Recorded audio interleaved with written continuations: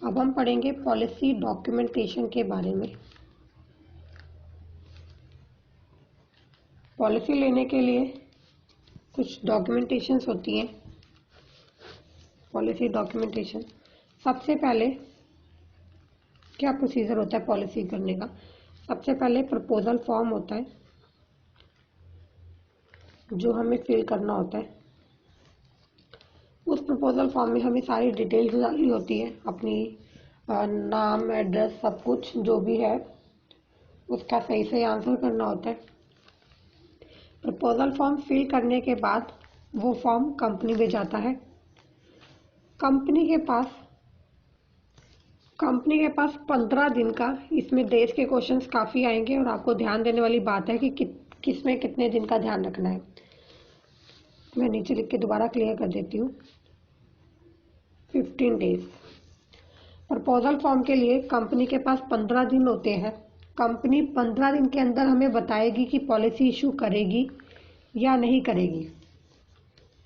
Company same day ही policy issue कर देती है या नेक्स्ट डे कर देती है, बट ये एक क्वेश्चन के तौर पर आता है कि कितने दिन के अंदर कंपनी। इससे ऐसा होता है कि अगर पता चले महीना पॉलिसी कंपनी के पास रखी रही और पता चला जी पॉलिसी इशू नहीं हुई तो कस्टमर कंपनी को कंप्लेंट कर सकता है। इसलिए कंपनी 15 दिन के अंदर बताएगी कि पॉलिसी इशू करेगी या नहीं करेगी। 15 दिन के अंदर कंपनी को बताना होगा कि पॉलिसी इशू करेगी या नहीं करेगी।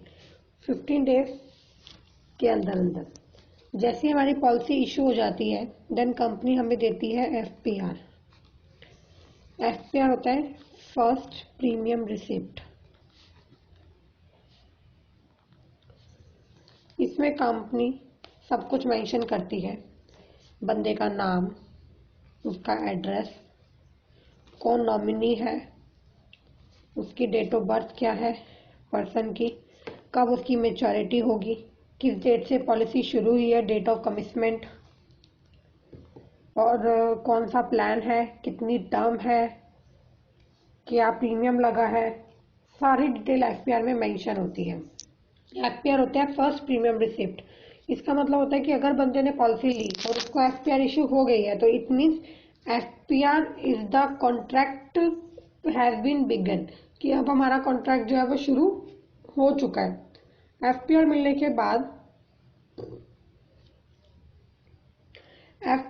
के बाद अगर बंदे के साथ, पर्सन के साथ कोई भी मिसहैपनिंग हो जाती है तो कंपनी को उसको क्लेम देना ही होगा, चाहे उसने मंथली प्रीमियम क्यों ना पे कराओ, हाफ ईयरली प्रीमियम क्यों ना पे कराओ, जितने का उसका समेशन होगा कंपनी को फुल क्लेम पे करना होगा। एफपीआर का मतलब ही है कि हमारा रिस्क शुरू हो गया। आगे आता है आरपीआर। आरपीआर होता है रिन्यूअल प्रीमियम रिसिप्ट। जब हमने फर्स्ट प्रीमियम पे करा उसके बाद हमारी पॉलिसी टर्म 20 साल, 25 साल, 16 साल जो भी रहती है, तो हर साल जब हम प्रीमियम पे करते हैं तो प्रीमियम पे करने पर कंपनी के थ्रू हमें एक रिसिप्ट प्रोवाइड करी जाती है जो कहलाई जाती है रिन्यूअल प्रीमियम रिसिप्ट। ये होती है रिन्यूअल प्रीमियम रिसिप्ट। अब यहाँ पर हम बात करते हैं पॉलिसी शेड्यूल की। पॉलिसी शेड्यूल होता है जिसके अंदर मेंशन कंपनी करती है स्टैम्प ड्यूटी चार्ज कितना लग रहा है, ऑम्बड्समैन का क्या रहता है कि ऑम्बड्समैन का प्रॉपर एड्रेस होगा, क्या फीचर है, और इसमें अटेस्टेशन बाय कंपनी ऑफिसर की अटेस्टेशन होगी। लेकिन स्टैंडर्ड पॉलिसी प्रोविजन में कंपनी ग्रेस पीरियड का कवर करेगी कि इसमें क्या ग्रेस पीरियड है, क्या लोन फैसिलिटी है, इसके बारे में सब कुछ आपको ब्रीफ में दिया जाएगा।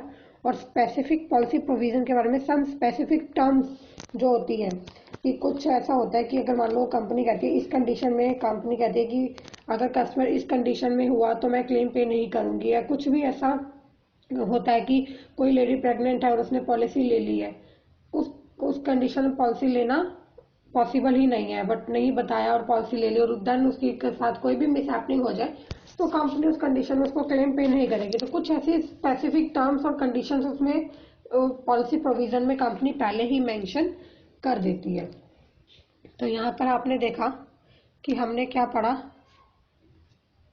पॉलिसी डॉक्यूमेंटेशन के बारे में पढ़ा जो कि बहुत ज़रूरी है कि आपको क्वेश्चन इस तरीके से आ सकता है कि प्रपोजल फॉर्म का डिसीजन कंपनी कितने डेज में देती है, 15 दिन के अंदर। एफपीआर होने एफपीआर हो निकलने से एफपीआर मिलने से हमारा रिस्क स्टार्ट हो जाता है। और आगे पॉलिसी स्केड्यूल के बारे में क्या दिया जाता है, ombudsman, stamp duty charge, taxation by companies officer, standard policy provision में ग्रेस पीरियड, लोन फैसिलिटी के बारे में बताया जाता है। और स्पेसिफिक पॉलिसी प्रोविजन में कुछ ऐसी स्पेसिफिक टर्म्स जिसके अंदर होता है कि क्लेम नहीं मिलेगा तो कंपनी उसको अलग से स्पेसिफाई कर देती है।